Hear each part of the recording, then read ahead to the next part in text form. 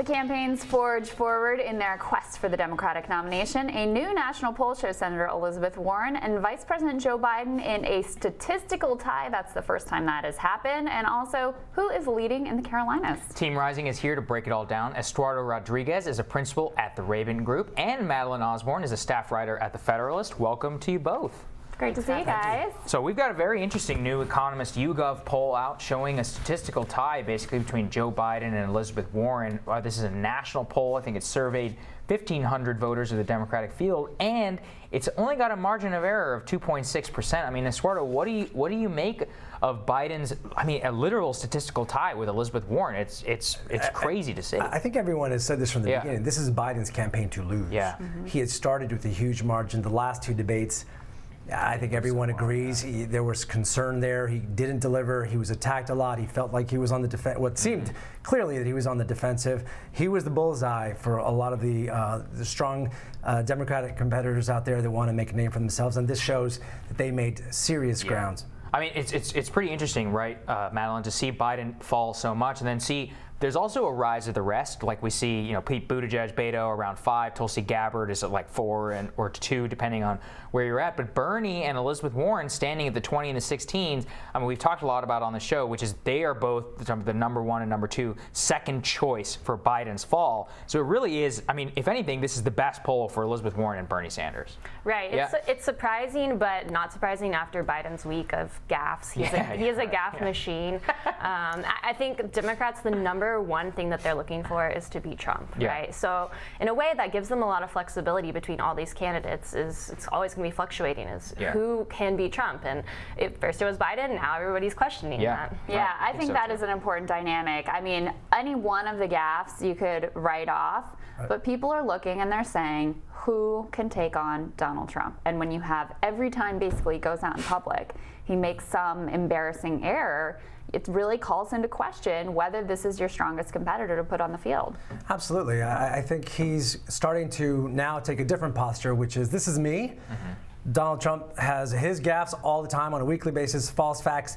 This is me, and I'm going to own it, and let's just move on. And whether or not that works in the long term, I don't know if it's a winning strategy, but initially his apologizing after apologizing for different gaffes was a distraction away from his policy and what he was actually offering. So it's a new strategy, a new tactic they're going to use to kind of address Biden's personality. That's what I look at, Madeline, which is like this guy, it's not just the gaffes. It's like all he really has to say is like a moral outrage at the Trump presidency. I mean, okay, if he's going to go into a debate just like Hillary Clinton did, he's going to get smacked on trade like TPP, on NAFTA, on China, on Iraq. I mean, Trump has a lot of leeway there, not to mention the gaffes. So I feel like it's just a 2016 redux, but honestly, I think it's worse for him. She was at least prepared and well-spoken. Right. A lot of Warren comes across a lot. Biden just doesn't come across as bright, right? Yes. He's a great guy. He's nice, but he's never been known as like a wonk, right? And he has this long history for Trump to attack him on. He just has a lot of weak points that even though he does come across as the most normal guy, and I think that's what Americans want, they just want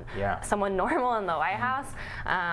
He doesn't have I know. I was going to wait. To normalcy. Return to normalcy. But no, I mean, I think the fundamental dynamic here is people like Bernie and Warren's policies, but they're sticking with Joe because they think he's the most electable. And if that gets pierced, I think you will see him fall very quickly. And as Sagar points out, the people who are poised to benefit are Bernie and are Elizabeth Warren, who are, the people that Biden supporters say they're looking at next down the line. Here's where I think we're different than 2016. Even though you can attack Biden on the 30-plus year career, and also Bernie and Elizabeth Warren, Donald Trump made a lot of promises at the beginning of his administration during his campaign. It's always easy for a new candidate to throw rocks because they've got no record. But now he has a record, and there's a lot to attack him on. Whether or not he owns any of what you throw his way, the failures in international and domestic policy, where you're looking at the economy right now, you could fudge the numbers as much as you want, but there's a real concern out there. So I think we're leading into a new debate where they're actually going to be able to take him on, regardless of who it's definitely a different dynamic. We also have a new poll out of South Carolina showing Joe Biden consolidating at 36%, but a rise for both Elizabeth Warren and Bernie Sanders, statistically tied at 17 and 16, with Kamala Harris at 12. Sanders jumped up 7 points. Sanders jumped up 7%. Now, South Carolina is a must-win state. The majority of the voters there are for Joe Biden and for Kamala Harris, actually. Yeah, true. Because it is 70% of the electorate there are people of color. I think 60% are African Americans. You cannot win the Democratic nomination without African American support.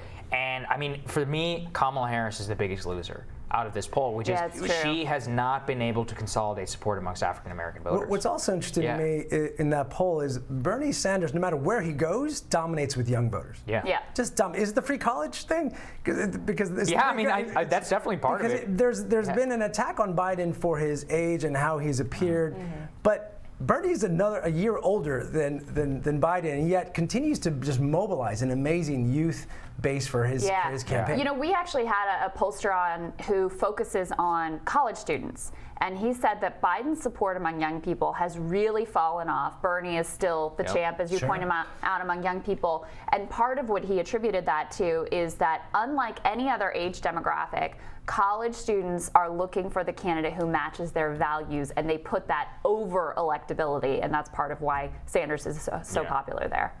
Yeah, I think Bernie, he's carrying over a lot of this 2016 residential Bernie bro hype. He had a lot of excitement behind it, and people are still really bitter about Hillary stealing the nomination from him, right? Rightfully so. But I think you're right about the fact that they do like both Sanders and Warren's policy proposals. Jonathan Martin had a great report in the New York Times this morning about how Warren's dazzling liberal voters because of like the wealth tax and her free college and healthcare. But again, she also has, and I think Bernie's the same way, they worry about both of them about beating Trump. Yeah, I would worry much more for Elizabeth Warren, because Elizabeth Warren has flirted much more. I mean, she endorsed Hillary Clinton. She didn't endorse Bernie Sanders. She's tried to be much more of an institutionalist working within the system. If it does come down to a Bernie versus Warren fight, Bernie has a much better case to make that Warren's way of trying to do business or push political change has failed. She really struggles with the working class. She does. And that's also a way that bastion of support for Bernie Sanders. His strongest support is voters under $50,000 a year. You know, I think it's one thing that is interesting as sort of a residue of 2016 is there's this assumption, that the Bernie bro assumption, that it's all like white dudes who are supporting Bernie. Actually, the coalition is as diverse as any other. Yeah, absolutely. I think that diversity is also going to matter in some of these markets that over the last 2 years, just a couple of examples, the Hurricane Maria in Puerto Rico, you had many displaced families move into the eastern Atlantic area, North Carolina, Central Florida. The Carolinas already had a lot of ex-New Yorkers moving to the Carolinas for a better quality of life. That's interesting. You know, it's an amazing growth of the Latino voter in those markets as well, which is what we're going to see, whether or not that registration of voters that's happening now. A lot of nonprofits that I've worked with are actually setting up bases in the Carolinas to register voters. So that's very interesting. You're going to see Hold the thought on North Carolina. We're going to take a quick break and we're going to come back.